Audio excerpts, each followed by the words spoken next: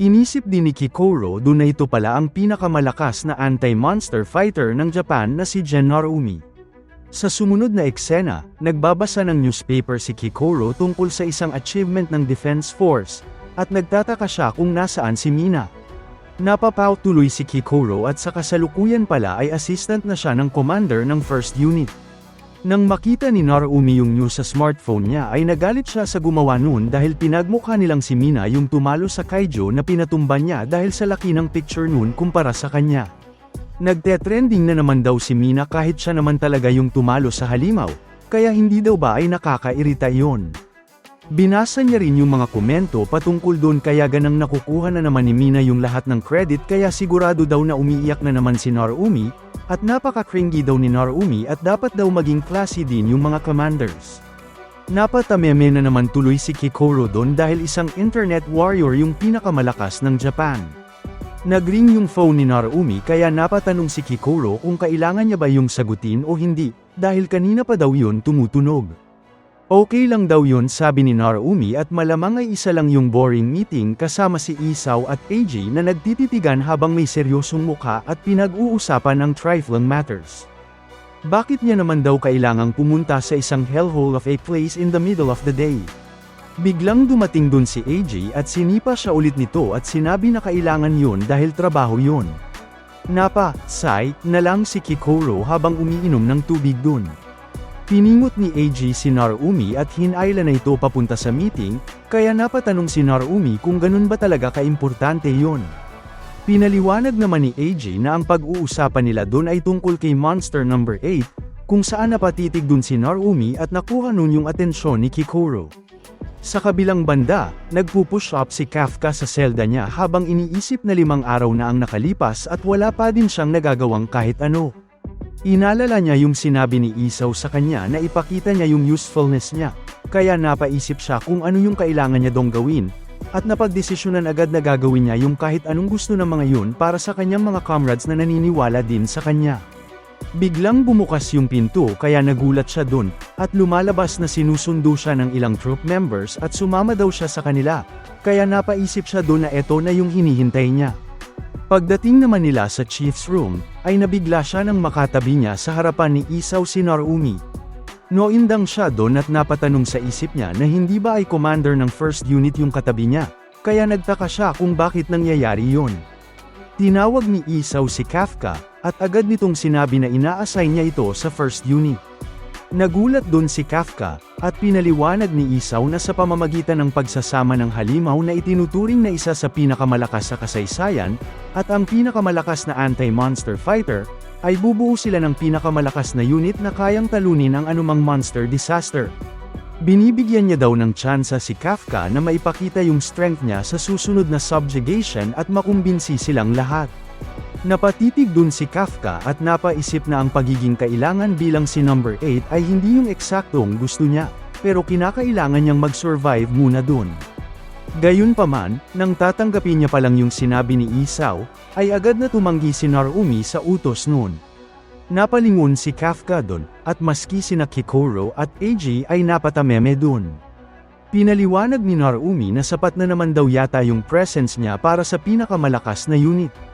Nung aalis na si Narumi, ay agad na sinabi ni Isao na hindi yun sapat, kaya napatwitch si Narumi dun.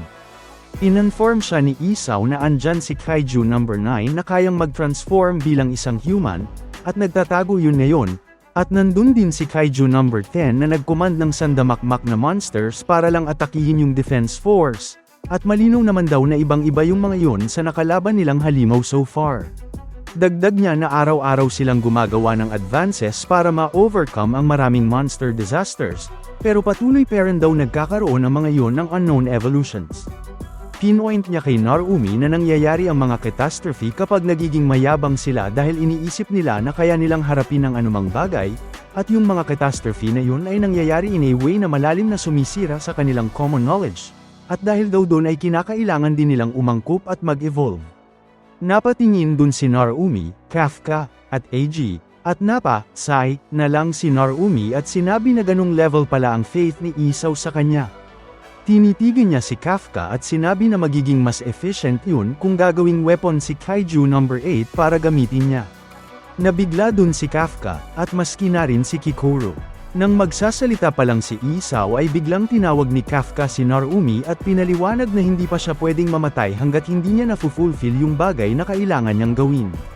Sumalo daw si Kafka at sinabi na kaya dahil dun ay hahawak siya sa kahit anong bagay na maaaring makatulong sa kanya, at nagbigay respeto siya sa pagiging under na ng first unit, at ni Narumi. Nagkatitigan sila dun ni Narumi, at hinayaan na lang yun ni Narumi at nagkomento na wala siyang paki sa thoughts or circumstance o determination ni Kafka, at magpakita lang daw ito ng resulta at power, at kapag nagwala na naman daw itong si Kafka ay agad niya itong aasikasuhin at gawin niya itong suit niya. Matapos iyon ay umalis na sa chief's room si Narumi, at sumaludong muli si Kafka at nagpasalamat dito. Sa sumunod na eksena, biglang nag-earthquake sa isang lugar, kaya nag-alala yung mga tao doon at napakomento na dumadalas iyon recently, at meron namang iba na sinasabi na haupa din naman yun. Gayunpaman, imbis na hamupa ito ay lalong lumakas yung earthquake, na nagpayanig lalo ng lapag.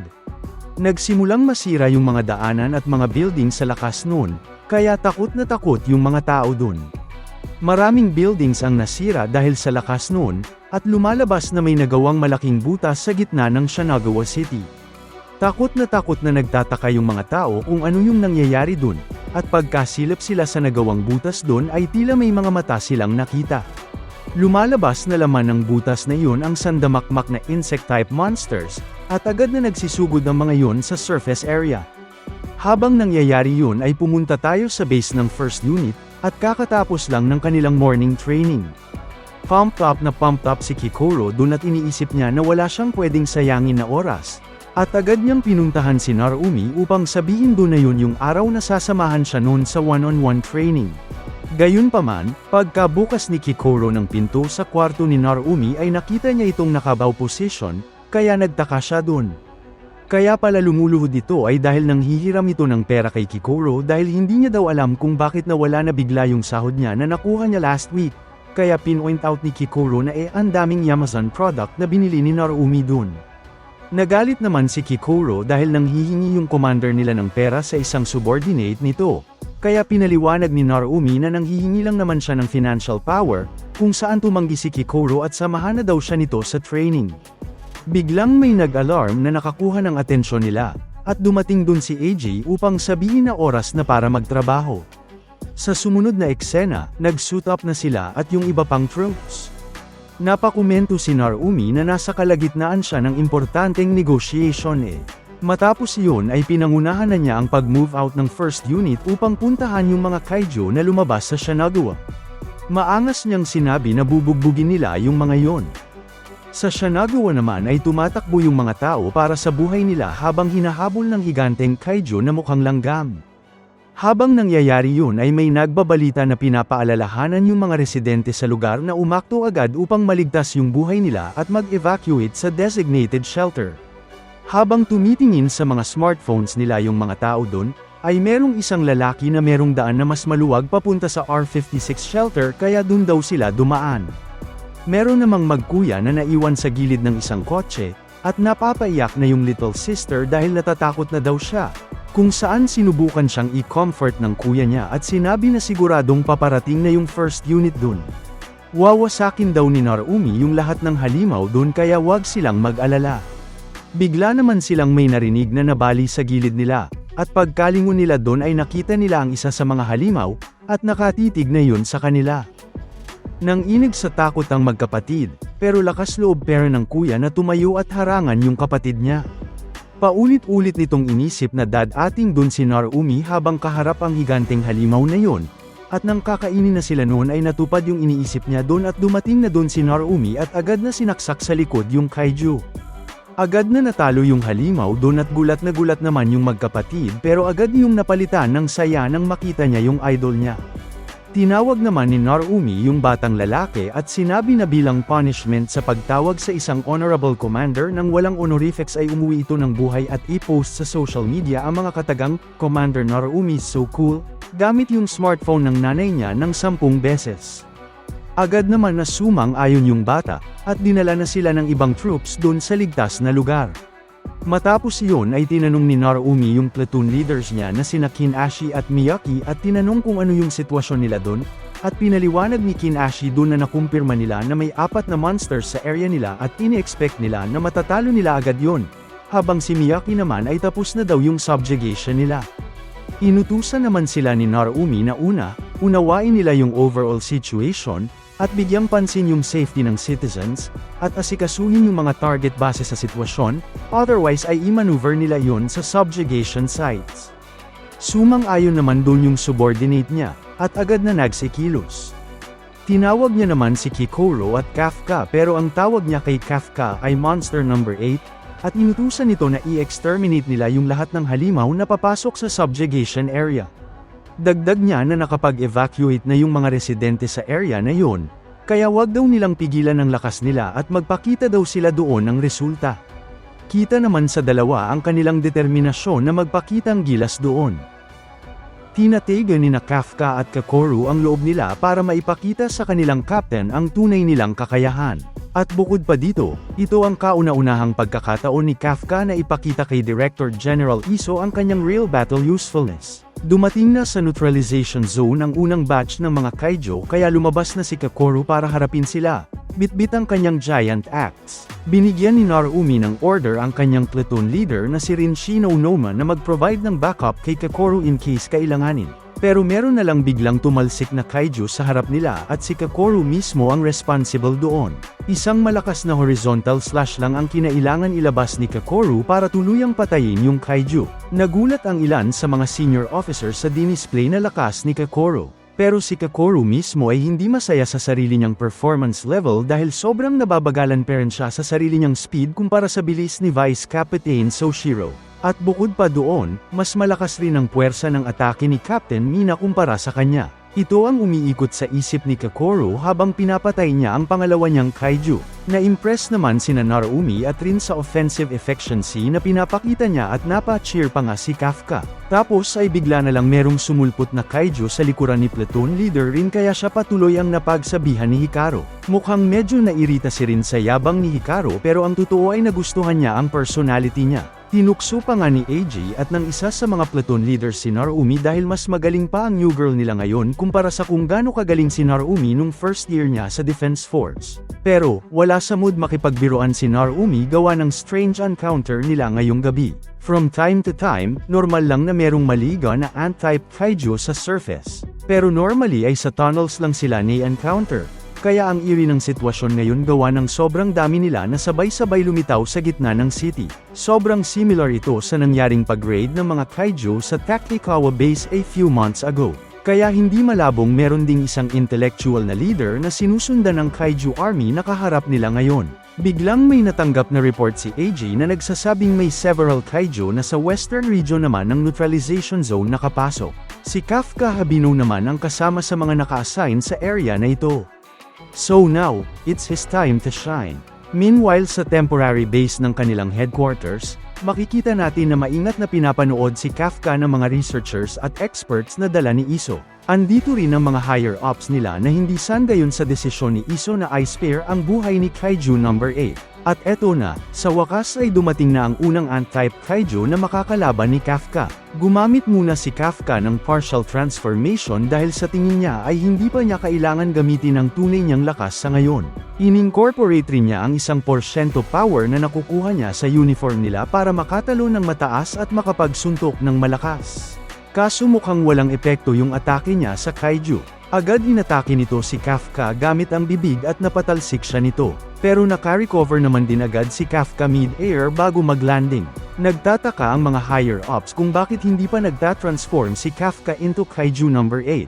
And it turns out, nagdadalawang isip si Kafka na ilabas ang full Kaiju form niya dahil sa nangyari sa laban nila ni Iso last time. Natatakot siya na mawalan uli ng control ng sarili niyang katawan. Bigla namang nag-shoot ng acid galing sa bibig ang Kaiju. Pero thankfully ay nagawa pa rin niyang ilagan ito. Sobrang lakas ng acid at ang bilis nito na dissolve ang concrete floor. Natauhan na si Kafka at na-realize niya na hindi ito ang oras para lumaban siya half-heartedly dahil kailangan niyang gawin ang lahat para sa goal niya na makasama si Mina. Kaya nagsimula na siyang mag-transform at nagkaroon na ng mataas na energy readings mula sa kanya. Kaso, bigla na lang tumigil ang process mid-transformation. Nagtataka si Kafka at ang mga researchers kung bakit ganun ang nangyari. Dahil dito, nagbigay ng isang malaking opening si Kafka sa kalaban at hinampas siya nito ng malakas at nagawa pang masira ng impact ang debris sa likod nila. Muling sinubukan ni Kafka mag-transform pero walang nangyayari kahit anong pilit niya. Sobrang anticlimactic ng nangyayari at napa-worry pa ang mag-ama na Shinomiya. Napaka-sudden and unexpected, wala silang idea kung anong nangyayari. Tapos, bigla na lang merong isa pang separate na reading na lumabas sa area nila. At dahil sa lakas nito, malamang ay isa itong Hanjo. At naisip rin ni Narumi at Eiji na malamang ay magpapakita na ngayon ang leader ng mga kaiju. Nung tinanong nila kung nasan ang location ng reading, nalaman nila na nanggagaling ito sa mismong ilalim ng location ni Kafka. Nag-emerge na mula sa ilalim ng lupa ang Kaiju number 9 sakay ng isang ant kaiju, at ang main target niya ay si Kafka. Gulat na gulat si Kafka nang makita mag-emerge si Kaiju number 9 mula sa ulo ng ant Koji. Kinabahan naman si Narumi, Eiji, at si Kikoro nung makumpirma na siya nga ang lumitaw na leader ng Kaiju Army ngayon. Malalim at intense ang pagtingin ni Kaiju number 9 sa area. Hinahanap niya kung nasan na si Kaiju number 8 na nasense niya a moment earlier. Pero dahil hindi na niya ito mahanap, napagtanto niya na baka si Kafka ang human form nito. Nag-alala naman si Kafka nang malaman na tulad niya ay meron rin ng kalaban na kakayahan makadetect ng kapwa Kaiju. All of a sudden, bigla na lang siyang natama ng bala sa kanyang left shoulder. Plano pala ng kalaban na i-torture siya hanggang sa mailabas niya ang kaiju form niya. Namilipit sa sakit si Kafka at napaisip kung kakayanin na ba niyang mag-transform ngayon. Kinamusta ni Narumi ang headquarters ano na ang status ng transformation ni Kaiju number 8, at unfortunately, hindi pa rin magawa ito ni Kafka. Nagpapanik na si Vice Captain Eiji dahil baka tuluyang mamatay at mawala sa kanila ang Kaiju number 8. Agad na umaksyon si Narumi para tulungan si Kafka personally, pero biglang nag-shake ang ground na tinatayuan niya. Nawasak ang kalsada at biglang may umakyat na malaking ant-type Kaiju mula sa ilalim. At hindi lang yun, mayroon pang panibagong kaiju reading na kasama ito. Sa taas ng ulo nito ay mayroon ding nag-emerge na isa pang kaiju number 9. Sobrang unexpected nito at nagulat ang lahat. Napaisip si Narumi kung may kakayanan ba ang kaiju number 9 na i-clone ang sarili. Base sa sitwasyon, na-realize ni Rin na hindi na matutulungan ni Narumi si Kafka kaya siya na lang muna ang tutulong. Pero bigla rin siyang hindi makaalis dahil may malaking kaiju rin siyang kakalabanin. At itong kaiju na ito ay isa sa mga pinatay na nilang kaiju earlier. Apparently, tulad ng na-experience ng 3rd Division, bigla na lang na-revive ng sabay-sabay ang mga bangkay ng mga kaiju. At kung katulad nga talaga ito ng nangyari dati, ibig sabihin noon ay nagsisitaasan pa ang fortitude ng mga nare-revive na mga kaiju. And what's worse, mas matindi pa ang pag-increase ng lakas ng mga kaiju na kinakalaban nila ngayon. At ang lahat ng disadvantage na nararanasan nila ngayon ay nagsimulang magpatong-patong nung oras na dumating ang Kaiju number 9. Nung matapos na ng Kaiju number 9 mag-revive ng mga kaiju at maglapag ng mas malalakas na kaiju to keep them all busy, sinit na niya ang kanyang sights kay Kafka para patayin siya at nakawin ang kapangyarihan ng Kaiju number 8. Hindi makapalag si Kafka sa mga pinapaputok na sobrang bilis na mga bala ng kalaban, at hindi rin siya binibigyan ng ant-type kaiju ng pagkakataon na makatayo. Sobrang lakas at delikado ng kalaban at kailangan niyang patayin ito ngayon din, kaya sinubukan niya uli na mag-transform. Pero, to no avail. Naiirita na siya sa sarili niya at nawawala na siya ng pag-asa dahil hindi niya maintindihan ang nangyayari sa kanya. Nakapaghanda na ng sobrang daming bala si Kaiju number 9 at namaalam na siya kay Kafka na wala nang matakbuhan. Pero just right on time, merong dumating na kakampi si Kafka to the rescue. Bigla na lang nahati sa gitna ang Kaiju number 9 at nagtaka ito kung kanino nanggaling ang atake na yon. And it turns out na si Kikoro ang ating heroine.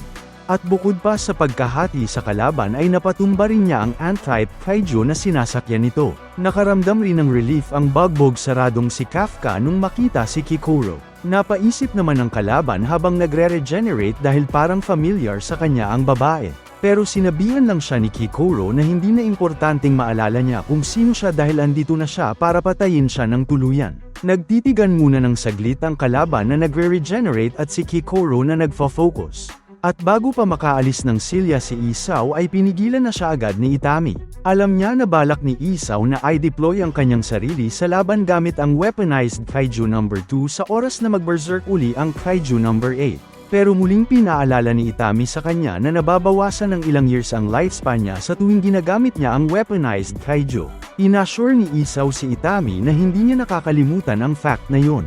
At ang totoo, magsisilbi rin ang crisis na ito bilang isang magandang test para sa susunod na generation ng mga Defense Force commanders. Nung nalaman ni Kikoro na hindi pa rin makapag-transform si Kafka, naisip niya na baka ang Kaiju No. 9 ang responsable sa pag-suppress nito. Pinaputok na ng kalaban ang kanyang devastating na atake na dati rin niyang ginamit kay Kikoro na na-injure dahil dito. Pero malaki na ang in-improve ni Kikoro kumpara sa noon at kaya na niyang ilagan ang mga projectiles galing sa Kaiju No. 9. Nag-form muna ng plan ang dalawa.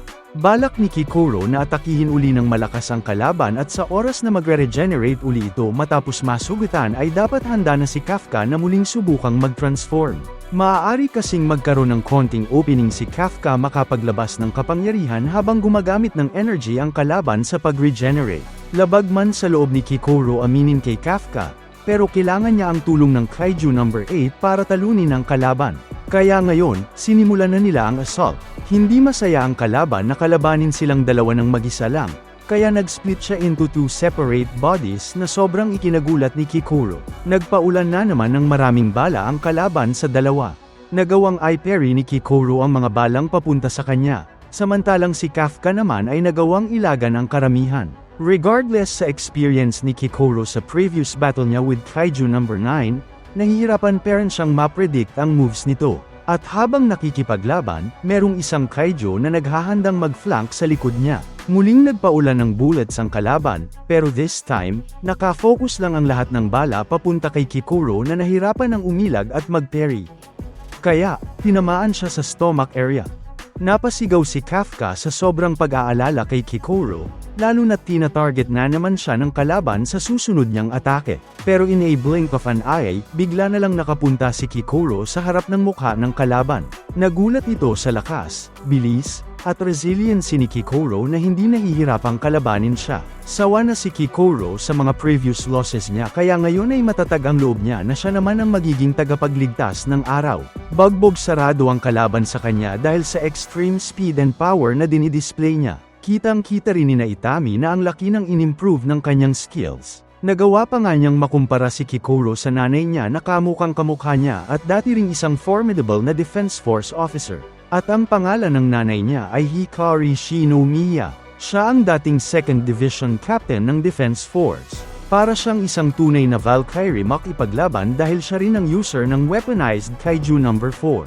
Sobrang sikat siya at palagi rin siya nagkakaroon ng mga appearances sa TV. Kaya ay imagine mo na lang kung gaano ka sobrang proud na daughter si Kikoro sa mommy niya. Sa tuwing umuwi sa gabi si Hikari ng pagod galing sa trabaho, parati siyang sinasalubong ni Kikoro na sobrang excited siyang makasama. Pinagsasabihan pa siya ng tatay niya na si Isaw, na wag na munang istorbohin ang nanay niyang nagpapahinga. Pero kahit ano pang pagod ni Hikari ay meron pa rin siyang lakas at oras na makipag-rough play with her daughter. Kinwento ni Kikoro sa nanay niya na siya ay napanood nilang magkakaklase sa TV Earlier sa school. Tinanong siya ng mommy niya kung meron daw bang mga nasaktan na tao sa morning incident ayon sa balita. Sinabi naman niya na wala. Sobrang natuwa at na-relieve naman ang mommy niya nung marinig yon. Pagbaba ni Hikari kay Kikoro, napansin ng anak niya na meron palang tinatagong sugat sa balikat ang kanyang nanay. Nagdahilan ng nanay niya na medyo malakas daw ang nakalaban niyang Kaiju kanina, pero hindi naman daw siya masyadong nasaktan. Out of nowhere, bigla na lang nagsabi si Kikoro na gusto raw niyang sumali sa Defense Force para maligtas niya ang nanay niya sa kapahamakan. Nagtinginan ang mag-asawa na nagulat sa pinakitang fortitude ng kanilang precious little girl. Napangiti ang nanay at sinabihan niya si Kikoro na ililigtas rin niya siya kapag siya naman ang in danger. Pero dahil sa isang sunod-sunod na cataclysms na dinala ng notorious na si Kaiju No. 6, namatay on duty si Hikari.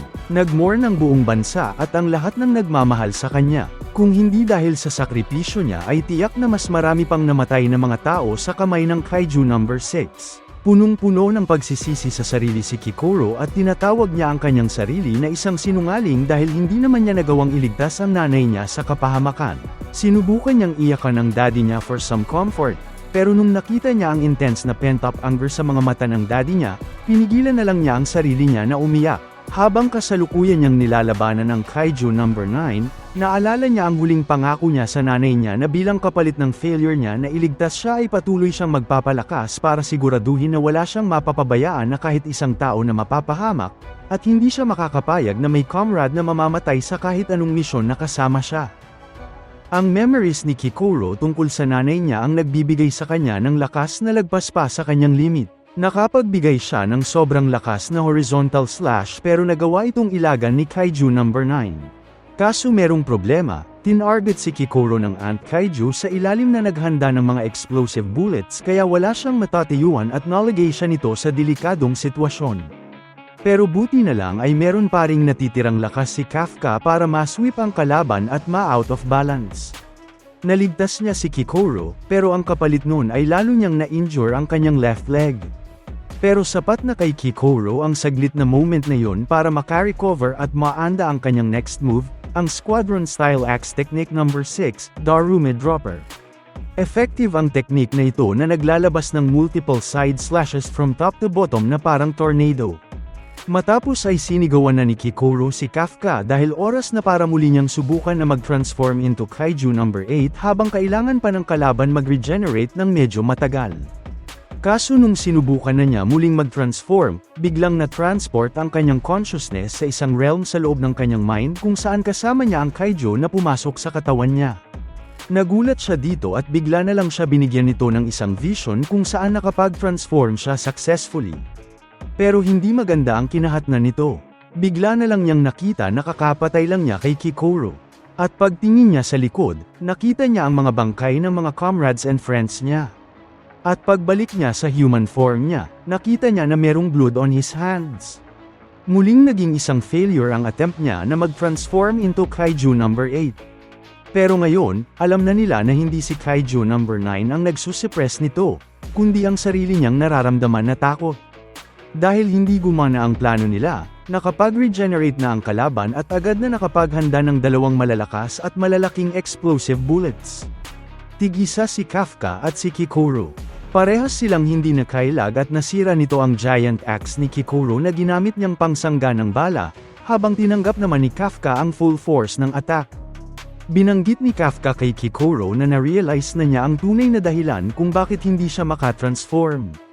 At ito ay dahil sa sarili niyang takot na matuluyang ma-absorb ng Kaiju ang consciousness niya at ang takot na mamatay lahat ng kakampi niya sa mga kamay niya. Pero napatanong na lang bigla si Kikoro sa kanya kung ganun lang baka simple ang problema niya. Sobra siyang nakakainsulto sa kanya nang sinabi ni Kafka. Habang pinapakita ni Kikoro sa kanya ang katatagan niya sa pakikipaglaban, paano niya nasabi yun ng ganun lang? Napatahimik na lang si Kafka dahil na-realize niya ang maling way of thinking niya. Dahil sa takot niya, para na rin niyang minamaliit sina Kikoro, Mina, Hosana, Reno, at ang buong squad. And the worst part of it, ay minamaliit niya ang sarili niyang kakayahan. Habang naaalala ni Kikoro ang kanyang nanay, hindi niya matanggap na ang baba ng tingin ni Kafka sa Defense Force at sobra itong nakakainsulto. Napaluhod at napaiyak si Kafka sa mga binitawan na salita ni Kikoro. Hindi siya makapaniwalang nalimutan niya ang kapangyarihan na taglay ni Kikoro, na mismo pang ang nangako sa kanya na siya ang papatay sa kanya kapag nawalan siya ng control sa Kaiju. Na-realize niya na dapat siyang maniwala at magtiwala sa lahat ng squadmates niya. Nabuhayan ng loob si Kafka dahil dito at napasigaw ng sobrang lakas, parang Super Saiyan. Napatingin sa kanya si Kaiju number 9 at si Kikoro, dahil ngayon ay nakapag-transform na successfully si Kafka into Kaiju number 8. Balikan muna natin ang laban ng ibang members ng Defense Force sa frontline, against sa mga pagkarami-raming resurrected na mga ant-type Kaiju. Nahihirapan sina AJ at sina Rin na makapag-breakthrough gawa ng sobrang daming kalaban.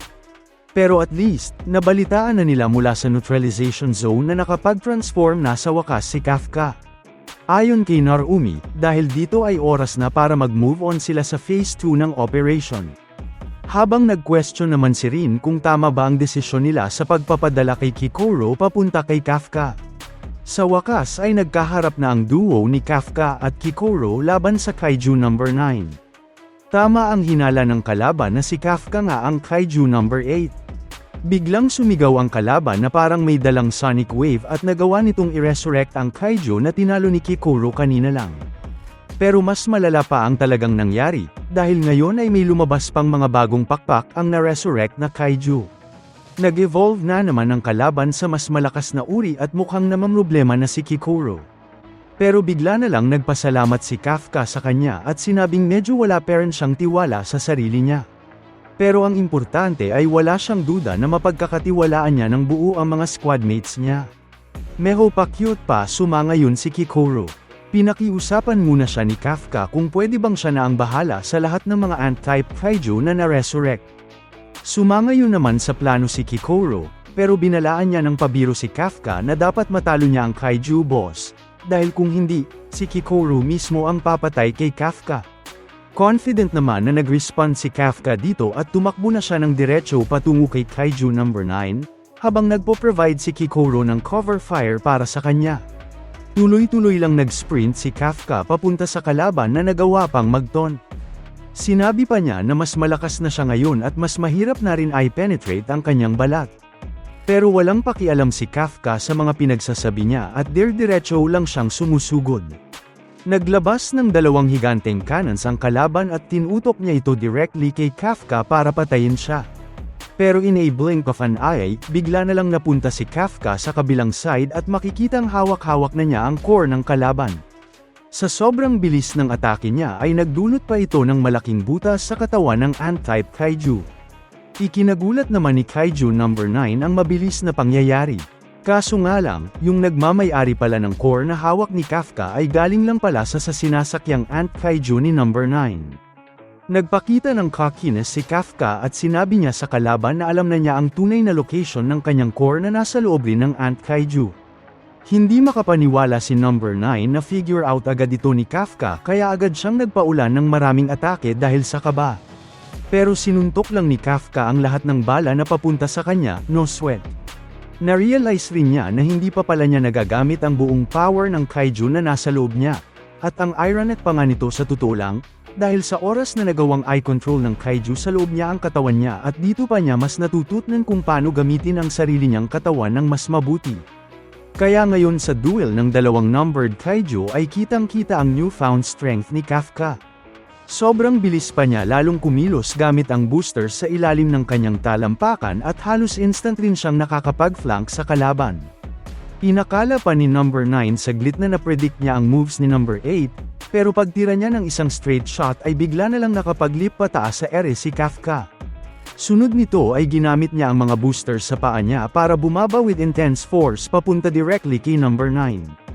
Nanigas sa takot ang kalaban nung makitang wala na siyang pag-asang makailag pa, let alone makatakas, sa paparating na atake ni Kafka. Hindi ma-figure out ng kalaban kung ano ang nagbago kay Kafka, basta ang alam lang niya ay nag-multiply ng sobra-sobra ang kapangyarihan ng Kaiju number 8 na nagbigay sa kanya ng isang makapangyarihang suntok na umaapaw sa sobra-sobrang lakas. Durog na durog ang siya pati ang ant-type Kaiju, at pari rin ang mismong lupa. Sa sobrang lakas ng puwersa na tinanggap niya ay tila merong isang meteor na bumagsak galing ng outer space. Sobrang na-shock sina Kikoro, Isao, at ang buong grupo ng mga researchers sa intensity ng atake na binigay ni Kafka gamit ang Kaiju number 8, sobrang nabilib naman dito si Itami na kung makangiti ay parang kalmadong nanalo sa loto, makikita sa rubble na muling sinusubukan ni Kaiju number 9 na mag-re-emerge. Pero malabong mangyari yun dahil hindi na niya kayang mag-regenerate pa lalo na't nag-sustain ng damage ang kanyang core. As an emergency, kailangan niya ngayon mag-fuse together sa other self niya na nag-split mula sa kanya kanina. Kaya tinawag niya ang kanyang beta telepathically para puntahan siya agad nito. But apparently, busy rin pala makipaglaban ang kanyang beta kay Narumi, at parehas silang dalawa na hindi kayang iwanan ang kanilang duel. Most importantly para kay number 9 beta, ay nasa learning process pa siya sa pag-observe and pag-analyze ng moves ni Narumi. Sa ngayon ay isa pa ring priority ng First Division na masiguradong kaya nilang isecure si Kafka sakaling mag-berserk ito. At hindi nila gustong iwanan ang responsibilidad na yun kay Kikoru mag-isa. Kaya para mapuntahan na agad ni Narumi sina Kafka, nag-decide siya na i-unleash ang 78% ng combat power ng kanyang suit. Gamit ito ay mabilis niyang matatalo ang Kaiju No. 9 Beta. Nag-declare agad ang headquarters na isa ng restricted area ang battle location ni Narumi dahil sa ginawa niyang full release. Naghanda na si Narumi na ibigay sa kalaban ang ultimate attack niya. Habang ang kalaban naman ay naghanda na rin mag-observe ng matindi at aralin mabuti ang gagawin ni Narumi, tinanggap ni No. 9 Beta ang initial attack ni Narumi na nagko-consist ng long-distance gun weapons.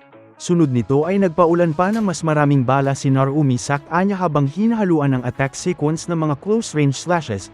Tumatanggap si No. 9 Beta ng devastating combination ng long and close-range attacks at the same time mula sa iisang tao lang. Pero all of a sudden, bigla na lang siyang nakailag sa lahat ng sumunod na mga atake ni Narumi. Hindi makapaniwala si Narumi at ang mga researchers sa nagawa ng kalaban. At bukod pa doon ay nakita rin nila na biglang merong mga paparating na multiple ant kaiju sa battle location para suportahan ang kalaban. Naghanda uli si Narumi na gumamit ng isang makapangyarihang slash. Pero laking gulat niya na mabilis at madali lang itong nailagan ni No. 9 Beta na ngayon ay nakapwesto na para mag-counter-attack. Ngayon lang na-figure out ng Defense Force na marunong palang mag-adapt ang kalaban depend sa mga sino-collect niyang data during battle. Buti na lang ay nakailag pa rin in time si Narumi sa malakas na counter-attack ng kalaban. Pero hindi pa ito nagtatapos dun. May kasunod itong multi-direct ional attack mula sa Kaiju Explosives na ngayon ay pinapalibutan na siya. Apparently, kaya pala mag-extend ng katawan ng Kaiju No. 9 na parang extra long limbs gamit ang katawan ng Ant Kaiju. Agad na pinasabog ng kalaban ang lahat ng explosives ng sabay-sabay, causing a massive explosion. Nag-alala ang headquarters para kay Narumi at nayamot sila nang malaman na nudge-evolve ang kalaban nilang Kaiju habang nasa gitna ng laban. Mas malala pa ang sitwasyon nila kumpara sa na-experience ng 3rd Division previously. Mahirap harapin ang kalaban na kayang aralin ang kakayahan mo at mag-adapt ayon sa kahinaan mo. Makukumpara ang adaptability ni Kaiju No. 9 sa kung paano nagbe-behave ang isang virus. Ayon kay Itami, isang major threat ang kalaban nila ngayon dahil first time lang nilang maka-encounter ng ganitong klaseng kaiju. Pero biglang sumigaw sa comms ng headquarters si Narumi na nagsabing ayos lang siya at magiging ayos lang ang lahat dahil mas delikado pa rin siya na tao kumpara sa kalabang kaiju. Nagulat si Kaiju No. 9 Beta nang makitang walang natamong kahit isang sugat si Narumi, habang si Isaw naman ay kalmado lang dahil alam niya na hindi pa nilalabas ni Narumi ang tunay niyang kakayahan. Isa lamang yung warm-up para kay Narumi at ngayon ay nasa mood na siya na mag-hunt ng kaiju.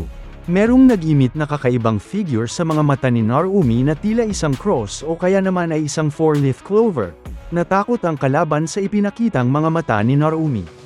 Hindi siya makapaniwalang merong tao na nagtataglay ng mga mata ng isang kaiju. Pero bago pa niya matapos ang kanyang sinasabi, bigla na lang siyang nagkaroon ng malaking butas sa dibdib. Akala niya ay nagawa na niyang matutunan ang atake ni Narumi, kaya nagtataka siya kung bakit hindi niya nakita itong paparating. Ang hindi niya alam, gamit ni Narumi ang RT-0001, at ito ang kauna-unahang weaponized numbered kaiju na nagmula sa mga retina ng Kaiju No. 1. At binibigyan ito si Narumi ng mga mata na tila merong super enhanced X-ray vision. Hindi matanggap ni Kaiju No. 9 ang katotohanan. It doesn't make sense para sa kanya na matapos niyang mapag-aralan ang same movesets ni Narumi ay hindi pa rin niya ito mailagan. Alam niyang wala namang increased speed na pinapakita si Narumi, pero feeling niya ay parang nakakatanggap siya ng mga atake mula kay Narumi bago pa siya makagalaw. Sinonfirm ni Isaw na tama ang hinala ni No. 9, dahil ang mga mata ni Narumi ay merong future sight. But this is how it works. Nakikita ng mga mata ni Narumi ang signals na ini-emit ng mismong brain ng isang life form at nagagawa nitong basahin ang signals na papunta sa motor neurons ng katawan para ma-predict ang anticipated moves.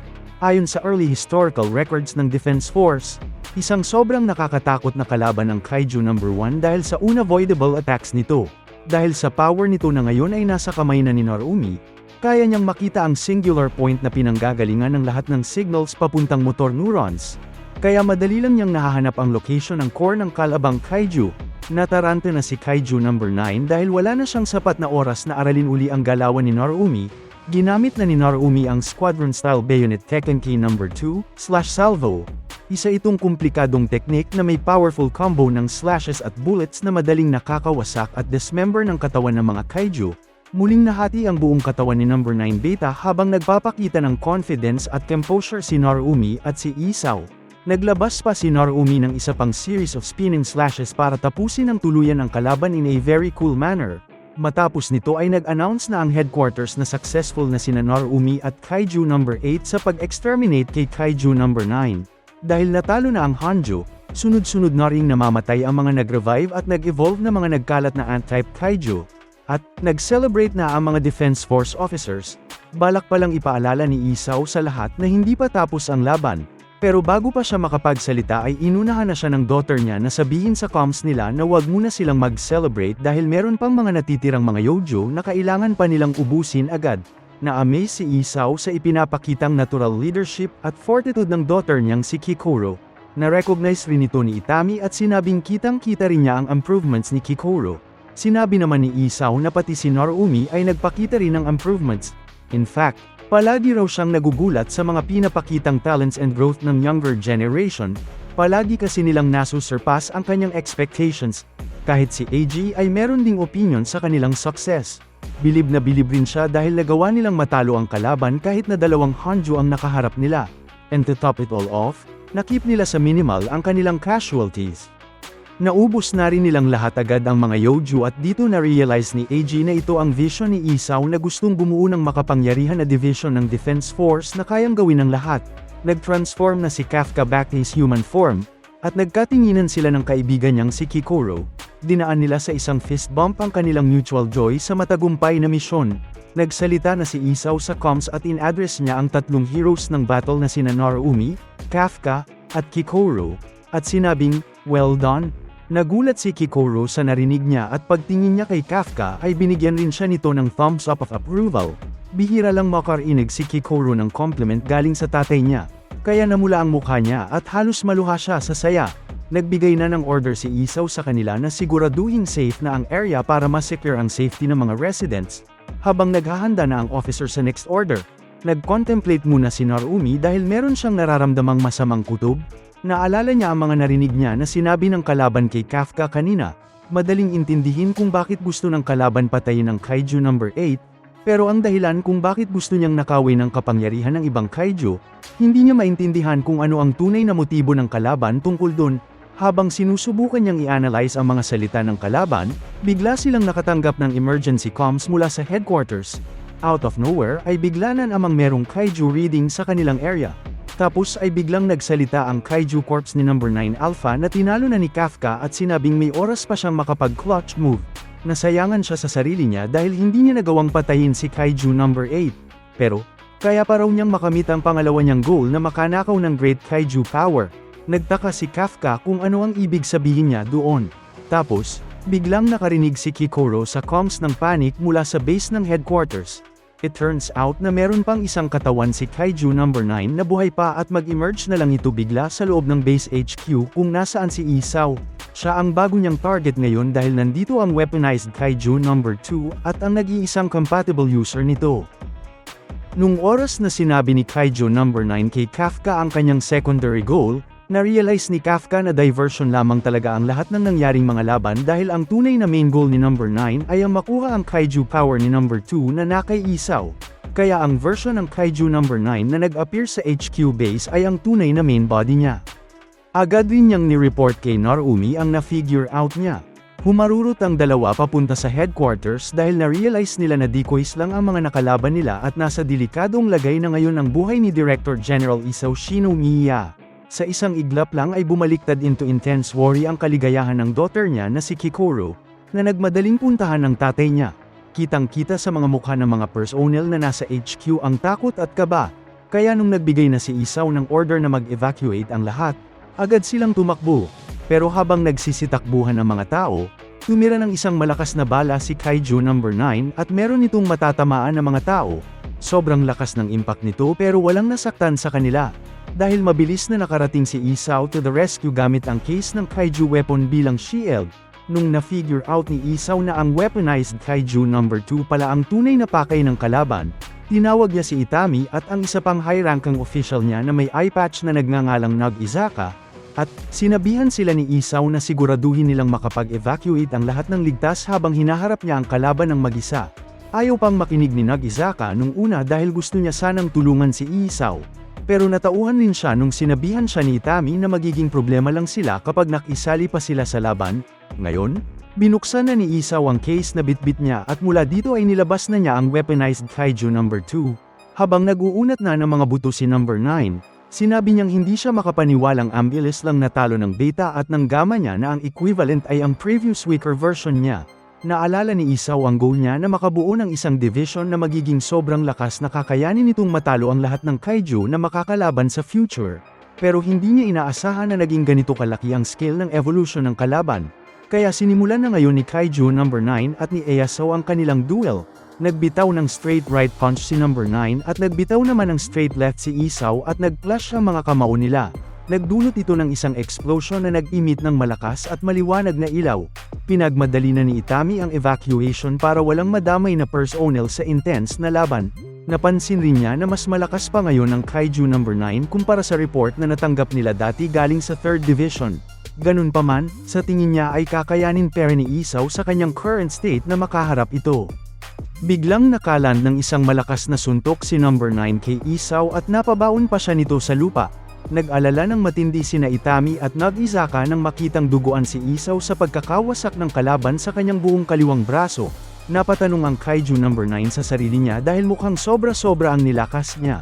Kinabahan si Itami at nagalit naman si Isaw dahil di inaasahang napakalakas ng kalaban niya. Nagbigay ng sobrang lakas na pababang suntok na may 3 levels of speed si number 9 patungo kay Isaw na nakahiga pa. Pero nagulat si number 9 nung nagawa pang itaas ni Isaw ang kanyang kanang kamao. Binigyan siya ng lakas na makabangon ang kanyang masasayang alaala ng kanyang asawa at daughter. Kaya nangako siya sa sarili niya na papatayin niya ngayong araw na ito mismo ay Kaiju number 9. Sinusubukang makontak ni Narumi ang headquarters pero nasira na ang network nila. Kaya patuloy pa rin siyang nag-aalala kung ano na kaya ang sitwasyon ni Isaw na patuloy lang na nakikipaglaban habang nudge-evacuate ang mga personnel niya. Matatag pa rin ang loob niya kahit nalugi siya sa laban dahil nagre-regenerate lang palagi ang kalaban niya habang ang kaliwang braso niya ay na-injure na. Sinabihan si Isaw ng kanyang assistant na nakapag-evacuate na ang lahat ng mga tao niya kaya oras na para siya naman ang mag-evacuate. Pero sinagot siya ni Isaw at sinabing useless lang pag sinubukan niyang tumakas dahil kayang-kaya naman siyang matrack down ng kalaban. Pero ang kanyang loyal assistant, meron pang pagkakataon na makatakas. Naging speechless pa ng saglit ang kanyang assistant, pero in the end, nag-decide rin siya na manatili sa laban para samahan at tulungan ang kanyang Director General, anuman ang mangyari. Na-appreciate ni Isaw ito kaya tinanggap niya ang pagiging resilient ng kanyang assistant para magkasama nilang harapin ang kalaban. Napansin ng assistant niya na balak niyang gamitin ang full release ng kanyang kaiju weapon. Pero naalala niya the more power you use, the more stress ang nararanasan ng katawan ng user. Pero depen sa sitwasyon ay sulit pa rin ito dahil sa next level ng kapangyarihan na magagawang ibuga ng user na lumalabas na parang isang Daikeja pero bilang isang human. Gamit ang full release ay nagsalpukan muli ang mga kamao ni Isaw at ni number 9. Nag-produce ito ng malakas na shockwave around the area na naramdaman rin ng assistant ni Isaw. Iba talaga ang kapangyarihan ng fully released ng Kaiju weapon number 2. Pero nagulat silang dalawa ni Isaw dahil hindi pa rin sapat ang lakas noon para talunin ang kalaban, at nakapag-sustain pa nga ng damage ang kanang braso ni Isaw. Imbis na nasaktan o kinabahan ay natuwa at na-excite pa nga si Kaiju number 9 dahil naranasan niya first hand ang kapangyarihan ng number 2. Sinet ni Isaw ang kanyang kanang paa sa ground para magbigay ng isang napakalakas na right uppercut na kung tawagin ay Squadron-style combat technique number 4, Rising Blast. Agad niyang sinundan ito ng technique number 1, Barrage Blast. At tinamaan niya ang pisngi ng kalaban ng direct hit. Kitang-kita ang lakas ng impact dahil lasog-lasog na ang ulo ni number 9 na tuluyang natanggal sa katawan. Pero nagsalita pa rin ito at humingi pa nga ng mas marami pang demonstration kay Isaw, na nagulat naman sa nangyari.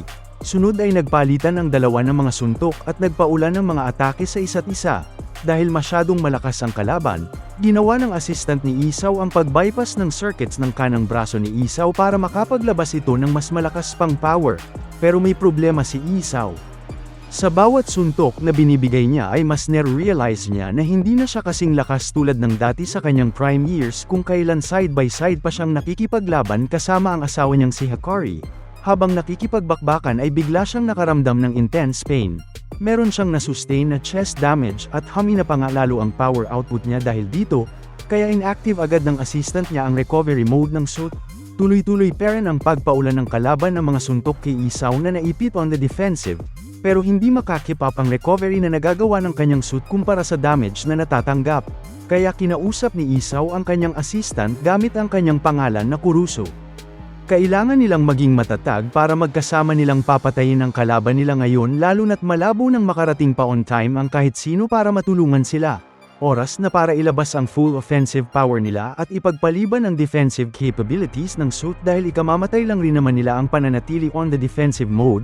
Gamit ang muscle fibers ng Kaiju No. 2, tinake over nito ang katawan ni Isaw para ma-force ang pag-repair ng kanyang left arm. Ayon kay Kuruso ay delikado ito at masyadong risky. Pagkatapos ng laban nila ay malamang magiging incapable na siya makipaglaban muli. Pero desidido na si Isaw at panatag na ang loob niya. Dahil buo ang pagtitiwala niya sa next generation ng mga promising officers ng Defense Force, sa nag-iisang moment na ito sa laban na ito, okay lang sa kanya na ibuwis ang buhay niya para patayin si Kaiju No. 9. Naiintindihan niya ang nararamdaman ng asawa niyang si Hikari nung panahon na binuwis niya ang kanyang buhay para mapatay naman si Kaiju No. 6. Muling umatake ng pababang suntok ang kalaban pero bago ito tumama kay Isaw, may nakita muna siyang isang flashback. Hindi makapaniwala ang asawa niya na sinabi ng anak nilang si Kikoro na gusto rin niya sumali ng Defense Force. Pero ayon kay Isaw, natural lang naman dapat kay Kikoro yon dahil parehas mga officers ang mga magulang niya. Tinukso naman siya ni Hikari dahil halata naman daw kay Isaw na natuwa rin siya nung marinig niya ang cute na pagkakasabi ni Kikoro tungkol doon. Kaso nga lang, masaya man sila ay hindi pa rin nila maaalis sa isip nila ang pagiging delikado at risky ng kanilang trabaho. Kaya kung matutuloy man talaga si Kikoro sa pag-follow ng kanyang dreams, balak ni Hikari na tigasan ng puso niya para matrain ng matindi ang kanyang daughter at matuto siya mag-survive. Kaya magpapalit din sila dapat ng role ni Isaw. Dahil kay daddy naman dapat manggaling ang love and affection para balanse pair nilang mapalaki ang kanilang anak. Back to the present, ang alaala na ito ay nag-spark ng matinding kapangyarihan sa loob ni Isaw, nagawa niyang seluhin ang suntok na galing sa kalaban. Alam niyang naging modemo siya sa daughter niya pagdating sa pagbigay ng attention, love, and affection. Sobrang taas ng readings ng level of power ang nilalabas ngayon ni Isaw dahil din sa kanyang heightened emotions, lalo na't ang gusto talaga niyang magawa ngayon ay ang ma-eliminate ang napakalakas na kalaban na nasa harap niya ngayon, para ito sa future ng kanyang minamahal na anak. Para mabawasan ang malubhang threat na haharapin ni Kikoro bilang isang officer ng Defense Force, nagdunot ng malaking butas ang super lakas na suntok na binigay ni Isaw sa kalaban na halos ma-obliterate na niya ito. Nag-aapoy ang mga mata ni Isaw dahil sa nararamdaman niya para sa kanyang daughter at sa precious memories kasama ang kanyang late wife. Sila ang nagbigay ng lakas sa kanya na makapaglabas ng isang sobrang lakas na directed energy attack. Naaalala pa ng malinaw ni Itami na ang ginawa ngayon ni Isaw ay ang mismong ultimate attack na ginamit ng Kaiju No. 2 para wasakin ang buong city of Sapporo, at dahil sa sobrang lakas nito ay malamang hindi kakayanin itong i-handle ng katawan ni Isaw. Halos maubos na ang laman ni Kaiju No. 9 at nagkalasog-lasog na nga ang mga ipin niya. At dahil dito ay na-expose na rin sa wakas ang kanyang core sa chest area. Pero bigla pa nga itong natuwa at sinabing nakapag-evolve na siya ng sapat para maprotektahan ang kanyang sarili sa ganitong klaseng sitwasyon. Biglang nagsimulang mag-shapeshift si No. 9 habang tinatanggap ang malakas na impact galing kay Isaw. Napansin ni Kuruso na isa itong full-on defensive form ng kalaban. Naging cocky pa nga ito sa una. Pero bigla itong nagulat at kinabahan nung malaman na meron pa palang pangalawang atake na mabibigay si Isaw sa kanya. Hindi siya makapaniwalang kaya gawin ito ng isang tao. Nanlaki ang mga mata ni Isaw sa galit nung binatunan niya ang isa pang kamao na sa sobrang lakas ay pinatalsik pa ang kalaban na naka full-on defense form. Sa sobrang lakas nito ay lumusat pa nga ang atake na ito sa katawan ng kalaban na parang isang malakas na laser beam na umabot sa isang building sa area. Agad na nadurog at tumalsik ang mga parte ng building na tinamaan at bumuhuli ng mga debris. Sa isang mas close-up na angle, isa itong sobrang nakakagulat na pangyayari na naramdaman ng lahat ng mga evacuees, pati sina Kafka. Hindi maintindihan ni Kafka kung saan ang galing ang pagsabog na yon. At bigla na lang niyang napansin na nasa tabi na pala niya ngayon si Narumi. Nagkatinginan ang dalawa na parehas nag-aalala para kay Isaw at sa kanilang mga comrades kaya ngayon ay sabay na silang nagmadali papunta sa headquarters. Nasakatan si Kuruso pero kinaya-pera naman niyang makabangon at agad niyang in-assess ang kalagayan ni Isaw. Agad niyang pinalipad ang kayang drone para puntahan ang location ni Isaw. Nakita niya si Isaw na parang naubusan na ng lakas at hindi na makaalis sa pinaruruunan, habang nakatayo rin sa harap niya ang lasog-lasog na remains ni Kaiju No. 9. Tapos ay biglang merong makikitang isang silhouette ng ulo ni No. 9 na nudge-emerge mula sa bomb-ilog na katawan na nagawa pang ang makapagsalita. Pinuri ng kalaban ang effort ni Isaw dahil nagawa ng atake niya na durugin ng kumpleto ang katawan niya na naka-fully powered up in defensive form. Tuluyang naluso si No. 9 at natuwa si Kuruso sa nakita niya. Pero out of the ashes ay makikita na intact pa rin ang core at inner body ng kalaban na nagsisimula na amang mag-regenerate. Sinabi pa nito na kung isa lamang kaiju si Isaw, imbis na human, ay siguradong nagtagumpay na si Isaw sa laban nila ngayon. Nagpanik na si Kuruso at sinabihan si Isaw na kailangan na niyang mag-fall back. Pero hindi nag-react si Isaw dahil ang gusto lang niyang magawa ngayon ay ang mapilit ang sarili niyang katawan na makapaglabas pa ng isa pang malakas na atake. Mangyak-ngiyak si Kuruso sa kaba, takot, at pag-aalala nung tinawag na ni Kaiju No. 9 si No. 2, sinimulan na niya ang process ng pag-absorb sa mga cells ni No. 2 at makikitang may mga lumabas sa katawan ni No. 9 na multiple limbs na merong mga kanya-kanyang bibig na tina-target si Isaw at ang kanyang Kaiju weapon. Nung oras na malapit nang maubos ang usok sa paligid ng battle site ay nakarating na rin sa wakas sina Kafka at Narumi. Nung hinanap nila si Isaw, nakita nila itong nakatayo sa tuktok ng bangkay ng Kaiju No. 9. But first, flashback, naalala ni Narumi na sometime ago ay sinabihan siya mismo ni Director General Isaw na may balak na siyang magretiro sa pakikipaglaban sa oras na matapos niya ang pagbuo ng strongest division para sa Defense Force. At sa panahon ng kanyang pag-step down ay kay Narumi mismo niya ipapasa ang torch. Kasama ang mabigat na responsibilidad bilang Defense Force Director General, napansin ni Narumi at Kafka si Isaw na nakatitig lang sa kawalan. Akala ni Kafka ay ayos lang siya nung una. Pero na-realize rin niya agad na merong something wrong, dahil sa abilidad ni Kafka na makasense ng kaiju, agad siyang nagbigay kay Narumi ng warning tungkol sa nalaman niya. Ang taong nasa harap nila ngayon ay hindi si Isaw, kundi ang kalaban na kasalukuyang naghahanda ng isang malakas na atake galing sa Kaiju No. 2. Na-stun si Narumi nang ma-realize na hindi na nila naabutan si Isaw at nabigo sila sa pag-rescue. Nirelease na ng Kaiju No. 9 ang main burst, ang pinakamalakas na laser beam attack galing Kaiju No. 2, nagawang makailag ni Narumi at Kafka dito pero ramdam pa rin nila ang intensity ng atake na ito. Nagdulot ito ng isang napakalakas at napakaliwanag na explosion na meron pang kasamang malakas na shockwave. Tumalsik ng malayo si Kafka pero nakalanding pa rin siya ng maayos. Pero hindi siya makapaniwala sa dinisplay na power ng kalaban. Napatanong siya sa sarili kung ito pa rin ba ang dati niyang nakalaban na Kaiju No. 9. Dahil base sa na-sense niya ay ibang uri ng monster ito. Ito na ang bagong evolved na itsura ng Kaiju No. 9 na meron ng 6 na mata, matapos nakawin ang katawan ni Isaw at ng Kaiju No. 2. Matapos makarecover si Narumi sa atake kanina, agad niyang hinanap si Isaw gamit ang kanyang comms. Pero bigla siyang nagulat nung ang sumagot sa kanya ay ang kalaban. Sinabi sa kanya nito na pinatay na niya si Isaw at nakipag-fuse na siya sa kanya. Biglang nagalit ng sobra si Kafka at si Narumi sa narinig nila. At habang napapatanong si Narumi sa katotohanan, bigla na ring dumating mula sa itaas si Kikoro na hindi rin makapaniwala sa sinabi ng kalaban.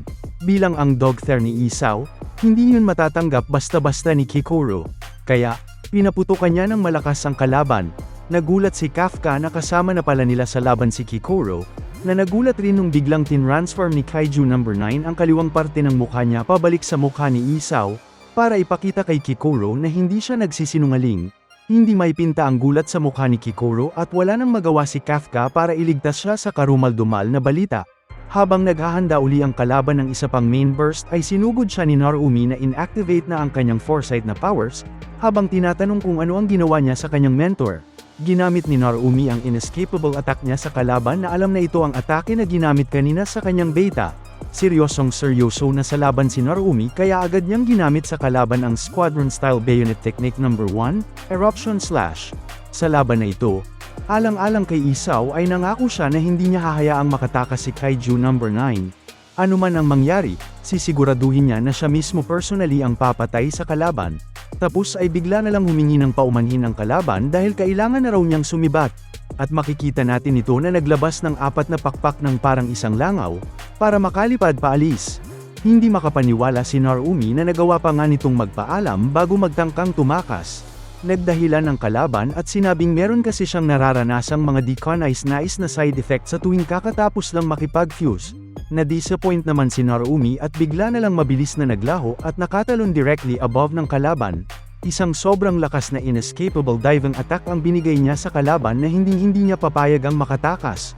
Pero, biglang nagsalita Perrin ang kalaban at sinabing alam niya na epektibo ang power niya sa pakikipaglaban against smaller numbers. Pero ibang usapan na kapag ang kalaban niya ay may mataas na defensive stats. Nagawa palang mas alo ng kalaban gamit ang kaliwang kamay ang weapon na panang atake ni Narumi. Nagulat, naghandang bumuga ng energy blast galing sa bibig ang kalaban pero nilapitan na siya ni Kaiju number 8 para tulungan si Narumi. Nagdemand si Kafka sa kalaban na ibalik sa kanila ang kanilang Director General, at binigyan nito ni Kafka ng isang napakalakas na left punch. Pero mukhang hindi na nito tinabla ng kalaban tulad ng dati. Dahil ngayon, naaral na ni number 9 si number 8 at kaya na niyang basahin ang mga galawan niya. Mangiyak-ngiyak si Kikoro dahil nasa harap lang niya mismo ang kalaban na pumatay sa daddy niya pero wala siyang magawa kundi panuurin lang ang bakbakan ni Kafka at Narumi laban sa Kaiju number 9. Binibigay ng dalawa ang lahat gamit ang kanilang lakas at bilis para patumbahin ang kalaban, pero hindi pera nila ito mapuruhan. At kahit pa pinagtutulungan na nilang dalawa ang kalaban ay nagagawa pera nitong patalsikin sila. At nung nagkaroon na ng ilang segundong pahinga ang kalaban ay agad na itong nagtangkang lumipad papalayo. Pero bigla itong hindi nakagalaw dahil merong bumuhos na kaiju blood mula sa kanang balikat niya na nakapag-sustain pala ng injury. Mabilis na napansin nito ni Kafka at Narumi kaya hindi nila tinantanan ng pag-atake ang kalaban para siguraduhin hindi ito makatakas. Nawasak ang buong braso ng kalaban dahil sa inescapable attack na dinala ni Narumu sa kanyang injured area.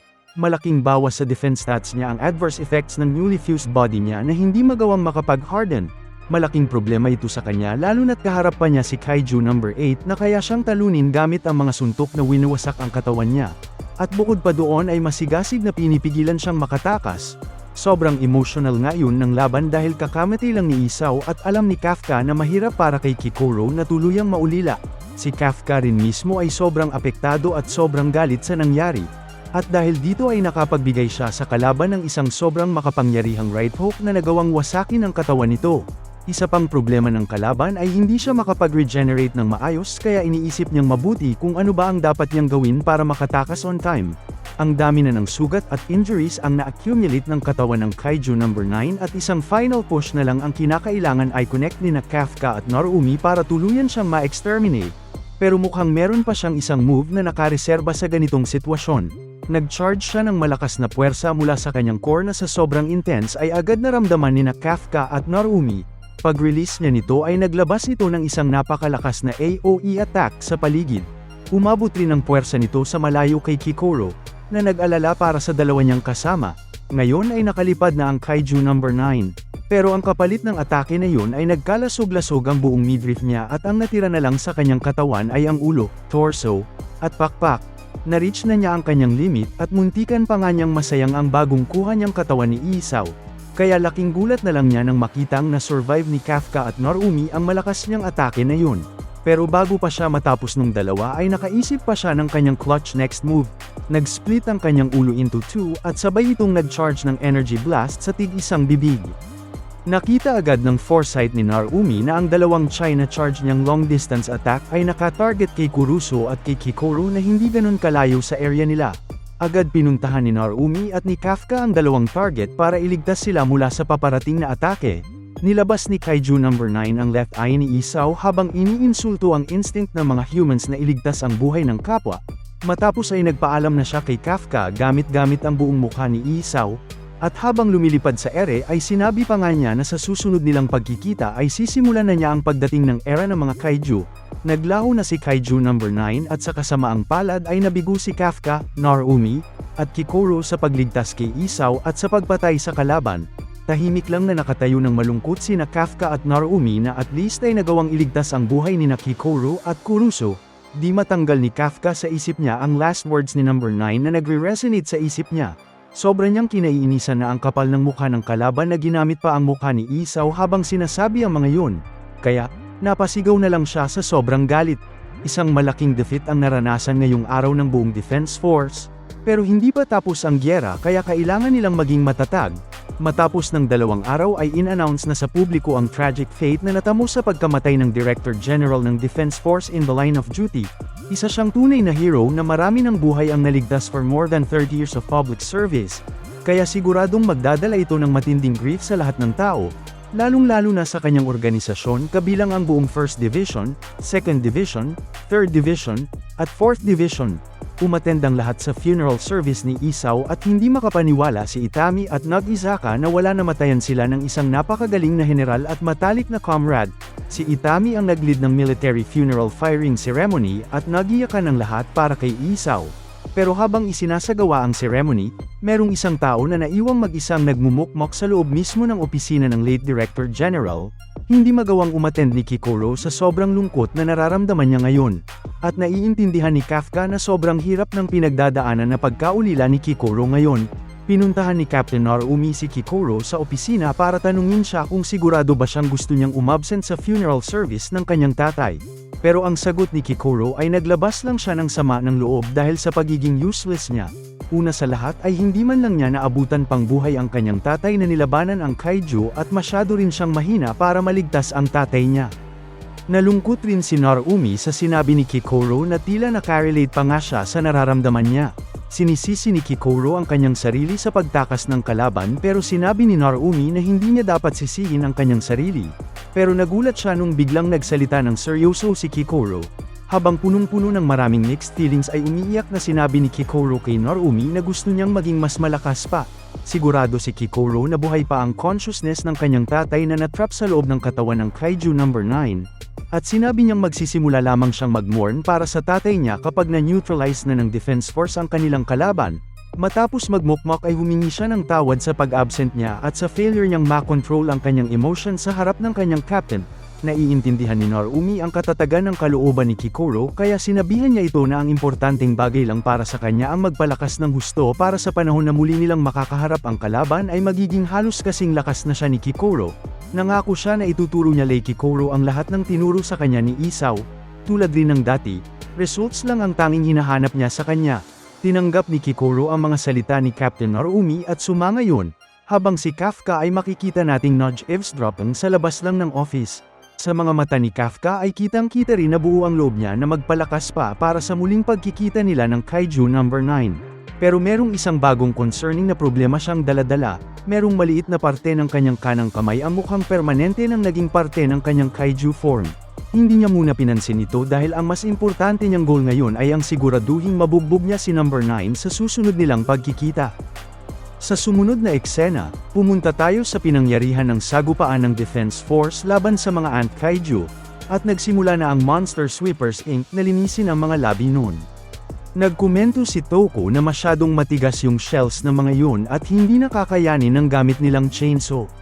Dahil hindi sila makakatipid gamit yung heat chainsaw, ay napagdesisyonan nila na putulin na lang yung joints ng mga yun at wasakin sa bunker. Napansin din ni Toko na habang ginagawa nila yun ay tila sila yung mga langgam sa sitwasyon na yun. Nakita natin ang ibig niyang sabihin, at mukhang totoo nga na para bang mga langgam yung workers ng Monster Sweeper Inc. habang dinidissect yung mga Ant Kaiju. Napatitig ng saglit si Ichitaka, at inisip kung ano na kaya yung mangyayari sa kanila doon dahil natalo na daw si Isaw, isa raw yung invincible hero nung bata siya. Narinig siya ni Toko habang sinasabi na in preparation din sa isang cluster-type catastrophe na sanhi ni Monster number 9, iilang tao ang nagsimula ng mag-evacuate out of the country, kaya kinakailangan na din nilang magmadali at mag-evacuate. Dahil doon ay nairita sa kanila si Toko at sinabi na hindi siya tatakbo doon at kung tatakbo man sila sa lugar na yon ay sino yung maglilinis ng mga karkas matapos talunin ng Defense Force si number 9. Nabigla doon sina Ichitaka at Mori, at nilayuan na sila ni Toko. Napakomento si Ichitaka na minsan, ang cool din ni Toko kahit isa yung drunkard at gambling addict na may utang sa kanya na $500. Kaya nairita na naman si Toko sa kanila dahil naririnig sila noon. Sa isip ni Toko ay sinasabi niya na hinding-hindi pa lalampasin ng Defense Force ng Japan yung pangyayaring yun. Ipinakita niya dito yung tiwala niya sa kaibigan niyang si Kafka dun. Dumako naman tayo sa area kay Coastal Base, at dito, nakikipag-sparring si Kikoro kay Rin gamit ang wooden staff, at habang nakikipagsabayan siya dito ay madaling nasira ni Rin yung rhythm niya, na nagsanhi ng pagkakuha ni Rin ng upper hand. Napaisip si Kikoro dito na ang galing ng platoon leader nila na mag-gain ng distance sa kalaban nito. Kaya naiintindihan niya na daw kung paano noon nagagawang tumayo sa battlefield habang gamit-gamit ang malaking Gatling gun. Bigla namang nagkomento sa gilid nila si Narumi na nabobore na siya, at iniisip daw nito kung kailan maaabot ni Kikoro yung level kung saan siya na mismo yung magiging kalaban nito, kaya nairita dun si Kikoro. Pinaliwanag ni Narumi na lahat ng platoon leaders sa first unit ay may kakayanan na maging commander in the future, at in roughly 1 month daw hanggang sa ma-clear niya yung game na nilalaro niya, ay kinakailangan ni Kikoro na malampasan yung lahat ng mga yon. Kung hindi daw siya isang prodigy ng ganung level ay hindi na siya makakaabot sa oras. Intense na sinabi ni Narumi na sisimulan na nila ang game, tas bigla naman siyang sinipa ni AJ at sinabi na siya naman ay magsimula ng magtrabaho. Tinawag ni Kikoro si Rin at hiniling kung pwede ba silang mag-sparring ulit, kung saan napaisip si Rin na talagang pinaplano ni Kikoro na talunin silang mga seniors nito doon in a month. Pumayag naman si Rin at inisip na kapag sinusubukan ng mga newbies na mag-power up ng ganon ay maski silang mga seniors ay nahahype dun. Habang nangyayari yun ay tinanong ni AJ si Narumi kung may napagdesisyonan na ba ito sa gagawin nila kay Monster No. 8. Ngayong wala na daw si Isao, na kay Narumi na yung desisyon kung tatanggapin ba nila si No. 8 bilang parte ng military strength o hindi. Bigla namang tumunog yung earpieces nila at in-inform sila doon na meron silang ire-report regarding kay Monster No. 8. Pagdating nila kung nasaan si Kafka ay nalaman nila na nagpo-progress yung monsterization niya. Kita ang gulat doon ni AJ habang nakatitig lang si Narumi. Meron daw area sa katawan ni Kafka na hindi bumalik sa human form, at since wala silang president, hindi nila magawang ma-declare ang kahit ano, pero kung magpatuloy na mag-transform si Kafka ng ganun ay baka hindi na ito makabalik sa pagiging human, na nagpagulat kay AJ.